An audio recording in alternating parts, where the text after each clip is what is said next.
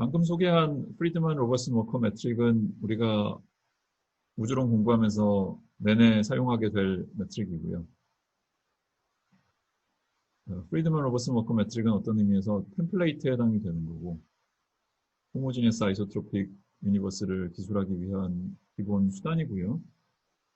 구체적으로 우주가 어떻게 진화하는지를 따지려면 우주 안에 어떤 물질이 있는지 등등 좀 더 자세한 얘기를 해야 되는데, 그 이야기는 다음 시간으로 미루고요. 오늘은 허블 법칙을 일반 상대론에 걸맞게 살짝 변형을 하는 이야기를 해보려고 합니다.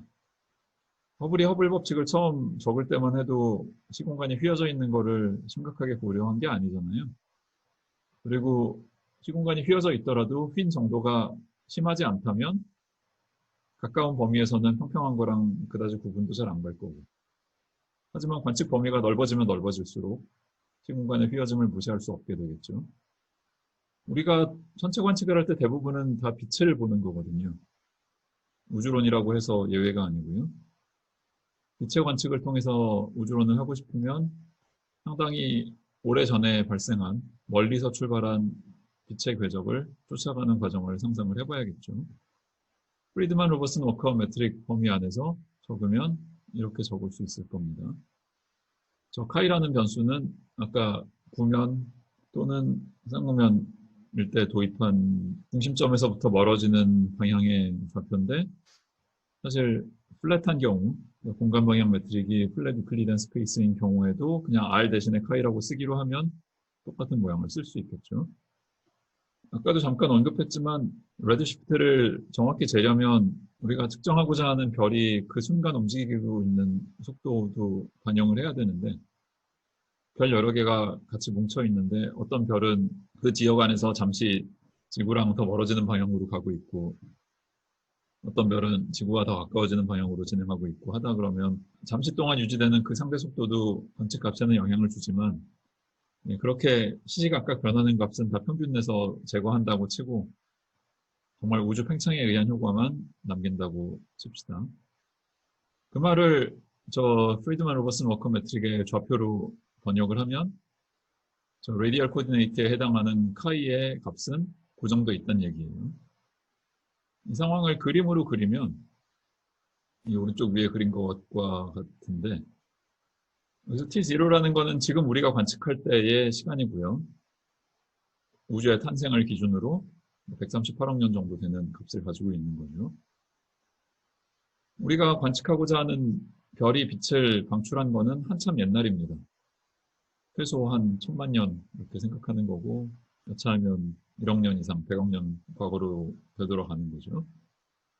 시공간이 휘어져 있지 않다면 라이코는 똑바른 원뿔 모양이 되겠지만 휘어진 효과를 감안하면 라이트 레이의 트래젝토리가 적당히 휘어져 있는 모양으로 그려질 거고요.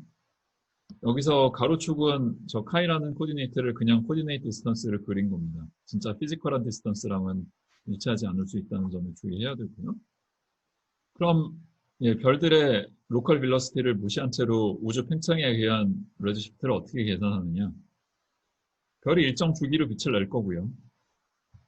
펄스의 주기가 있을 수도 있고 아니면 그냥 계속 일관되게 빛을 내더라도 전자기파가 진동을 하니까 그 웨이브 프론트의 프리퀀시를 따질 수가 있을 텐데, 저 라이트 프로퍼게이션이 널 트래젝토리 컨디션을 계속 만족을 할 테니까 식을 어떤 식으로 쓸 수 있냐면, 저 변하지 않는다고 가정한 델타 카이의 값은 널 컨디션으로부터 dt 나누기 at의 적분으로 쓸 수 있을 거고요. 이 트래젝토리를 쭉 따라서 왔을 때 카이 값이 이 t 값 차이와 어떻게 연결이 되는지 적어도 이론적으로는 이렇게 계산을 할 수가 있고요. 저 익스펜션 팩터 a라는 거를 실험적으로 직접 측정할 수는 없는 노릇이지만 이론 계산하는데 어려움은 없고요. 자, 근데 어떤 t1에서 출발한 라이트 레이가 t0에 도착을 했다고 쳤을 때, 그 t1과 아주 작은 차이를 내는 다른 시점에서 출발한 빛은 역시 t0 근처에서도 살짝 다른 시점에서 도달을 할 텐데요. 근데 로컬 무브먼트를 다 제거하기로 했으니까 조금 전에 출발한 것과 조금 후에 출발한 게 코디네이트 디스턴스 델타 카이는 같은 값을 줘야겠죠. 그럼 예, 저 적분 과정을 그래프로 나타낼 때 이렇게 그림이 좀 못생기긴 했지만 그림이 그려질 텐데 저 적분된 면적이 조금 전에 출발한 것과 조금 후에 출발한 게 같아야 되니까 겹치는 부분은 다 제거하고 나면 안 겹치는 부분 기준으로 봤을 때 이런 간단한 식이 성립을 해야 될 겁니다. 저 T0와 T1의 차이는 수천 년, 수만 년, 수억 년 가는 단위고요. 반면에 이 델타 T0, 델타 T1은 빛의 프리퀀시의 역수쯤에 해당되는 거니까 1초보다도 훨씬 작은 인터벌이에요. 그래서 적분을 그냥 곱셈으로 바꾸는 근사는 굉장히 좋은 근사가 됩니다. 이 양쪽 끝단에서.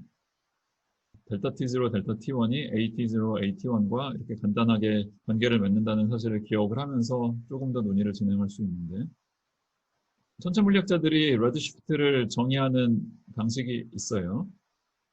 별로 특이하거나 신기한 거 아니고 레드시프트 파라미터 영문 소문자 Z를 어떻게 정의를 하냐면 관측하는 파장과 출발했을 당시의 파장 사이의 비율을 내서 쉬프트가 전혀 없었다면 당연히 비율은 1이 될 거고 그 1에서 벗어난 정도를 레드시프트 파라미터즈라고 정의를 하는 겁니다. 파장 대신 프리퀀시로 쓰면 뭐 이렇게 써질 거고요.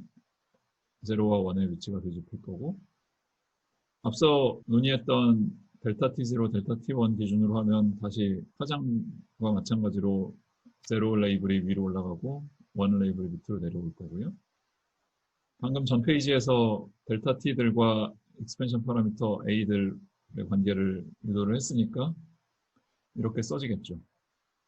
그래서 적어도 이론적으로는 레드시프트 파라미터 Z는 익스펜션 파라미터 A의 서로 다른 두 시점에서의 비율과 바로 직결이 되는 겁니다.